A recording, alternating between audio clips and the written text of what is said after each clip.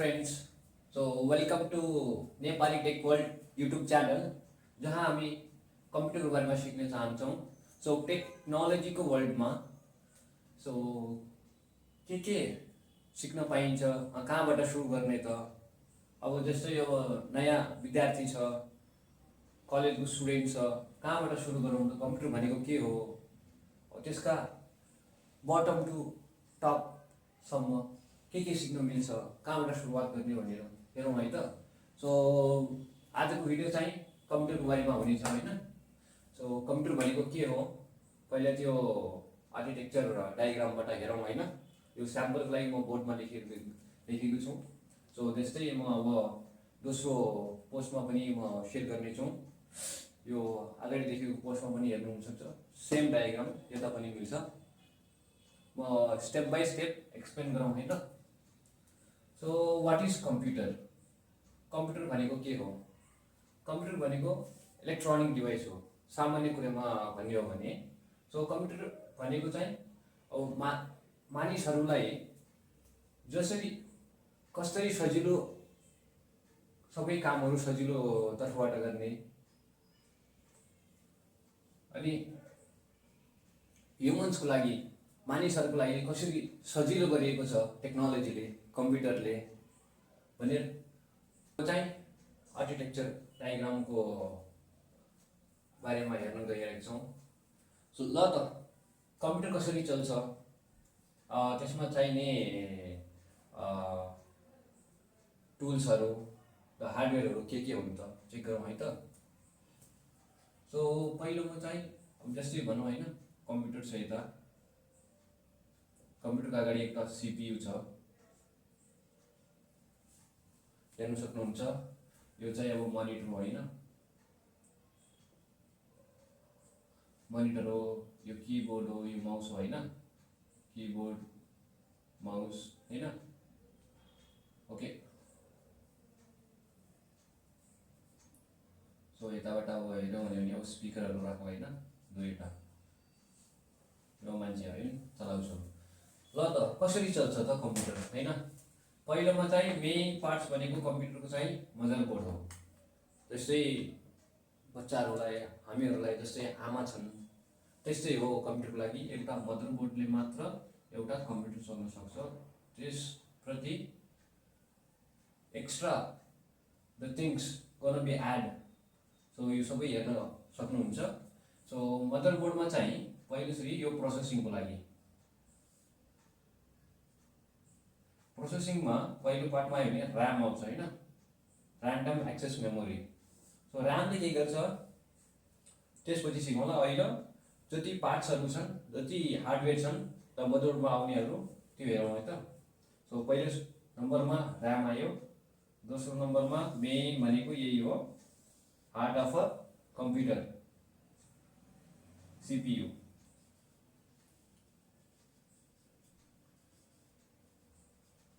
Heart of the computer हैन, central processing unit, CPU. त्यसपछि आउँछ एएलयु, अर्थमेटिक लजिक युनिट। यसले चाहिँ कन्भर्ट गर्छ। सो कम्प्युटर्समा चाहिँ हैन, हरेक डेटा हामी इन्ट्री गर्छौँ, हरेक लेटर लेख्छौँ।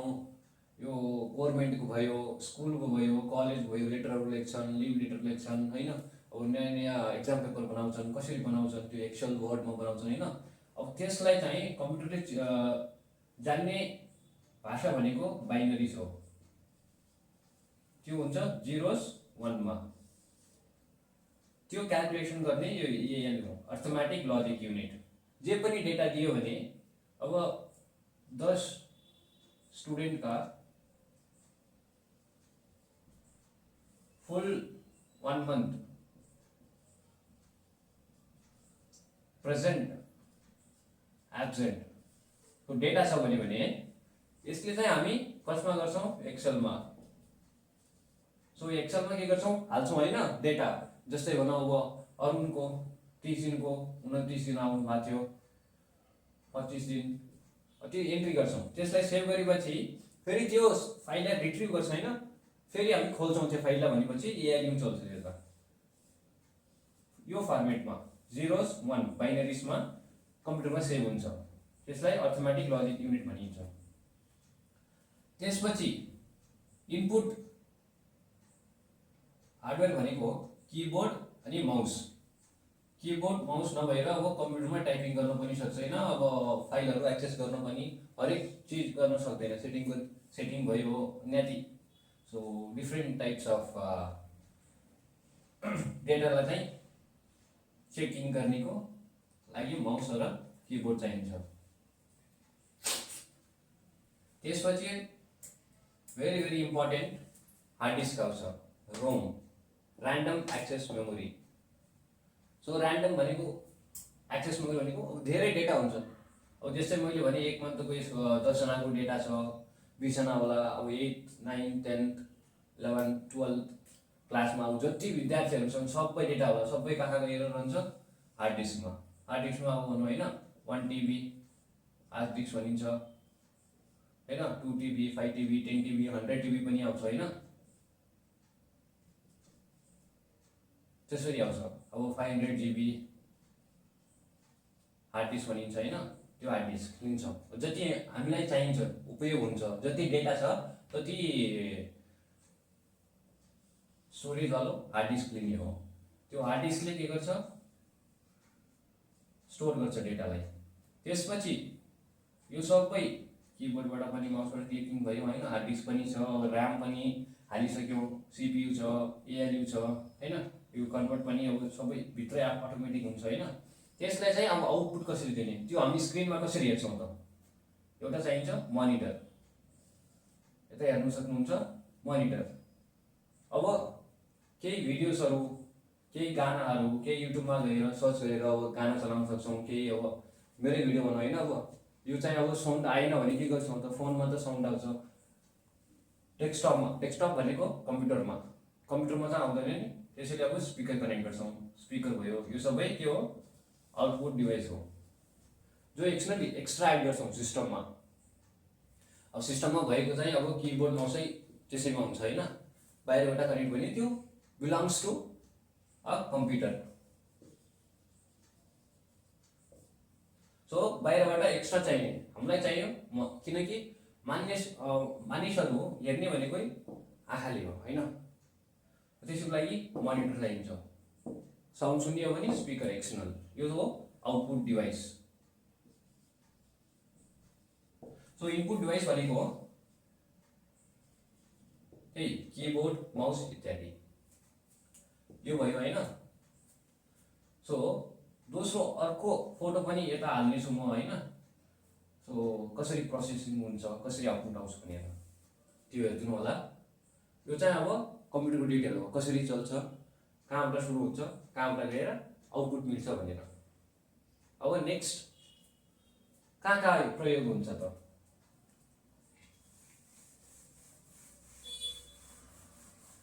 कम्प्युटर कता प्रयोग हुन्छ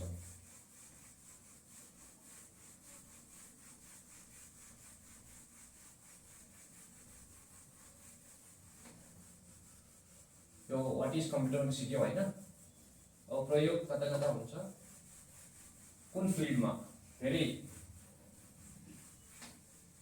त्यो हेर्ने गइन्छ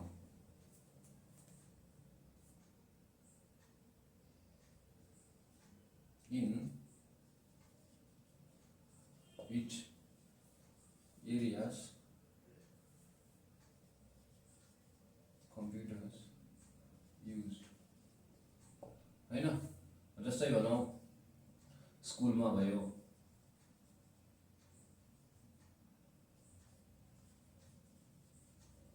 कलेजमा भयो हस्पिटलमा भयो हैन इंडस्ट्रीज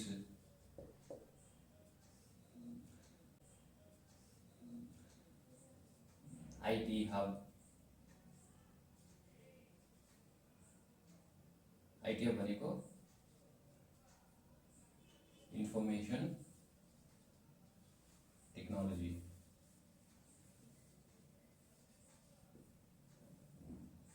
त्यसपछि अब एयरपोर्ट्समा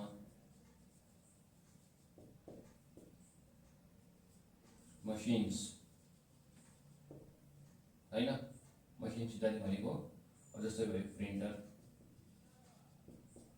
प्रिन्टर भनौँ अनि इत्यादि इटिसी। सो यो सबै ठाउँमा चाहिँ कम्प्युटर प्रयोग हुन्छ। धेरै ठाउँमा पनि प्रयोग हुन्छ, त्यो अटोमेटिक स्क्रिप्टिङ भएको हुन्छ त्यसमा। सो स्कुलमा चाहिँ अब कम्प्युटर ल्याब छँदैछ होइन, स्टुडेन्ट्स भए पनि अब कलेज स्टुडेन्ट भए पनि होइन, कम्प्युटरमा चाहिँ ल्याब भनेको हुन्छ होइन, ल्याबमा कम्प्युटर सिकाउनुको लागि बेसिक्स। अब कलेजमा चाहिँ अब प्रोजेक्ट गर्नुको लागि अब कसैले अब सिएससी लिएको छ, कम्प्युटर साइन्स एन्ड इन्जिनियरिङ लिएको छ, त्यसलाई चाहियो ल्याङ्ग्वेज सिक्नुको लागि होइन, कोडिङ इत्यादि होइन। हस्पिटलमा चाहिँ अब स्क्यानिङमा युज हुन्छ कम्प्युटर, धेरै युज गर्छन्। एनआरआई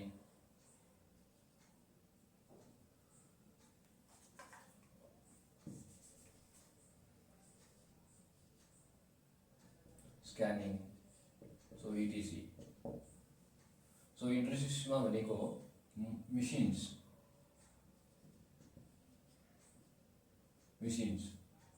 अटोमेटिक चल्छ नि, अटोमेटिक होइन। जस्तै भनौँ आजभोलिको कपडाको दोकानमा पनि क्लथ्स, अब सिलाइ कटाइ गर्नु पनि अटोमेटिक मेसिन आइरहेको छ भनौँ। इन्डस्ट्रिजमा धेरै छन् होइन। सो त्यसपछि यो पिसिबी बोर्ड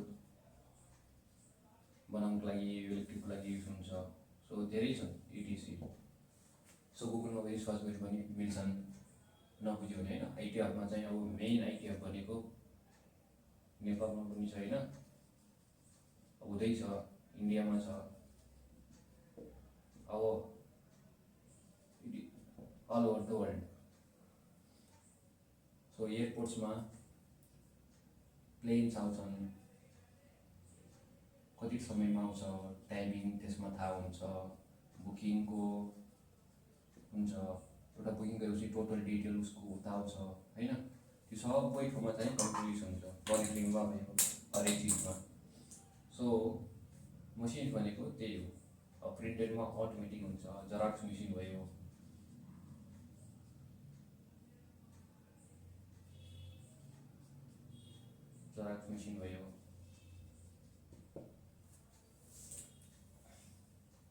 सो धेरै ठाउँमा कम्प्युटर युज गर्छन्। यो सबै किन युज गर्छन् भन्यो भने ह्युमन्स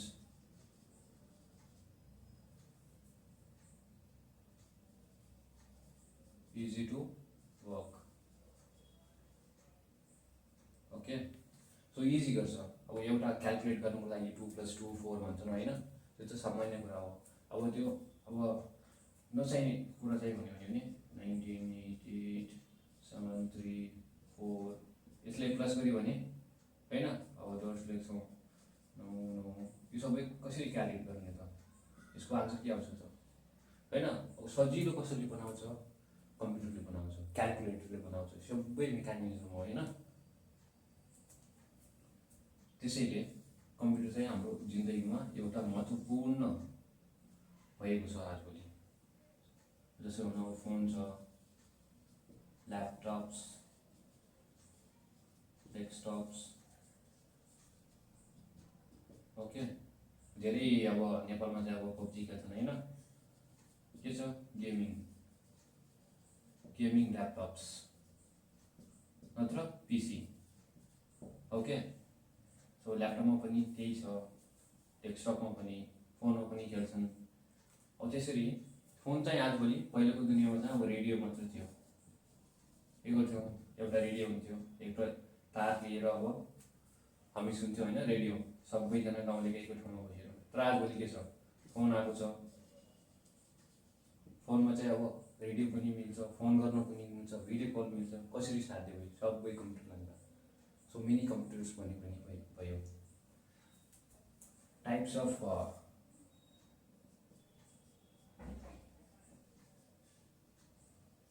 कम्प्युटर्स। सो भनौँ भने होइन, यो नर्मल कम्प्युटर्स हामी युज गर्छौँ होइन, नर्मल कम्प्युटर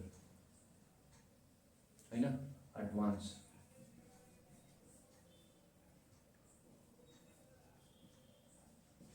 कम्प्युटर भयो होइन। त्यसपछि आउँछ क्वान्टम कम्प्युटर। यो सबै नर्मल चाहिँ हामी सबै जनताहरूले होइन सबैले युज गर्छौँ, पिपुल्स। एडभान्स कसले गर्छ? कम्पनीहरूले गर्छ। जस्तै कम्प्युटर भनौँ सर्भर भनिन्छ होइन, सर्भरबाट त्यो पनि धेरै महँगो हुन्छ। यो नर्मल चाहिँ अब ह्युमन्स डे टु डे लाइफको लागि हो। यो एडभान्स कम्प्युटर भनेको चाहिँ अब धेरै ठुल्ठुला हार्डवेयर मिलेका हुन्छन्। ठुल्ठुला अब जस्तै गुगल भयो, एप्पल भयो, एनभिडिया कम्पनी छ होइन हाम्रो नेपालमा। अब नमस्ते भनौँ, एनसिल भनौँ, तिनीहरू कम्पनीले पनि सर्भर राखेको छ। सर्भर भनेको म दोस्रो भिडियोमा सिकाउनेछु होइन, दोस्रो पार्टमा। यो चाहिँ फर्स्ट पार्ट हो मेरो। सो एडभान्स कम्प्युटर त्यसमा चल्छ हार्डवेयर मिलाएर होइन। क्वान्टम कम्प्युटर्स भनेको यो दुईको